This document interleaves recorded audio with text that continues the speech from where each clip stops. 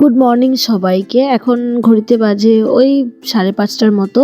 আমরা যাচ্ছি স্টেশনে। হ্যাঁ, আমরা আবার যাচ্ছি কৃষ্ণনগরে। তো এই যে ভোরবেলা স্টেশন একদম ফাঁকা, ঠান্ডা যেহেতু পড়েছে, লোকজন নেই। যে কজন আছে তারা সব ঢাকাঢুকু দিয়ে ঘুমাচ্ছে, আর আমি আর মেয়ে এখানে বসেছিলাম। তারপর ট্রেনটা যেহেতু স্টেশনেই থাকে, তো আমরা আগে ভাগে উঠে গিয়ে একটা সুন্দর জানলাধারের সিট নিয়ে নিয়েছিলাম। পরে অবশ্য জানলাধারের সিটে বসার মজাটাও পেয়েছিলাম। ভয়ঙ্কর ঠান্ডা, ট্রেনও ছুটছিল, সেই বিশাল গতিবেগে ট্রেন ছুটছিল।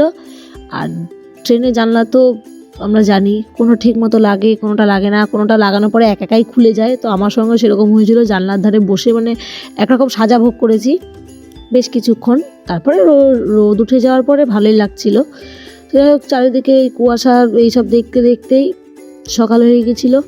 তারপরে আমরা মোটামুটি 10:30টার মতো নবদ্বীপে নেমে যাই। আর এবার আগে কৃষ্ণনগর যাইনি, প্রথমে আমরা স্বরূপগঞ্জের ঘাট পার করে, লঞ্চে করে স্বরূপগঞ্জের ঘাট পার করে আমরা গিয়েছিলাম মায়াপুর। সেদিন ছিল একাদশী।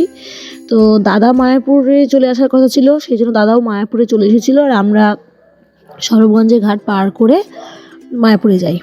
মন্দিরে গিয়ে আগে আমরা আমাদের লাগেজপত্র, জুতো, ফোন সব কিছু রেখে আগে মন্দিরে ঢুকি।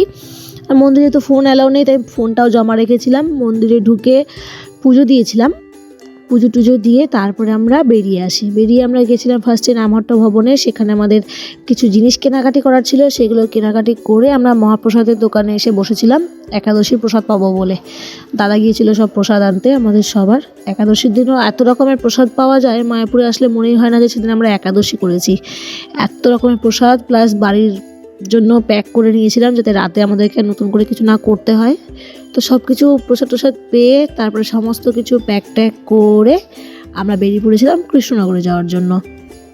তো এই যে বেরিয়ে পড়ছি, আস্তে আস্তে হাঁটতে হাঁটতে যাচ্ছি।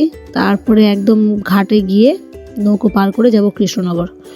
তো দাদা যেহেতু স্কুটি নিয়ে এসেছিলো, তো মেয়ে দাদার সঙ্গে আগে স্কুটিতে চলে গেছিলো, ওরা আগের নৌকা পার হয়ে গেছে। আর এখানে আমি হাঁসগুলোকে দেখছিলাম কি সুন্দর জলের মধ্যে নেমে আস্তে করে গাটা জলের মধ্যে ছেড়ে দেয়, এরকম ভেসে ভেসে চলে যায়।